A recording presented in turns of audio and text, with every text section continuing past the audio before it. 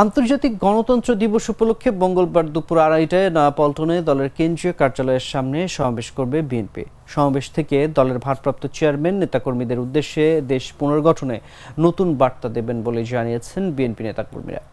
বিএনপির মহাসচিব মির্জা ফখরুল ইসলাম আলমগীরের সভাপতিত্বে সমাবেশে প্রধান অতিথি হিসেবে লন্ডন থেকে ভার্চুয়ালি যুক্ত হবেন দলের ভারপ্রাপ্ত চেয়ারম্যান তারেক রহমান। বিএনপির প্রচার সম্পাদক সুলতান সালাউদ্দিন টুকু এবং ঢাকা মহানগর উত্তরের সদস্য সচিব আমিনুল হক ও দক্ষিণের সদস্য সচিব তানভীর আহমেদ রবিনের যৌথ সঞ্চালনায় গণসমাবেশে বক্তব্য দেবেন বিএনপিপন্থী স্থায়ী কমিটির সদস্যসহ সিনিয়র নেতারা।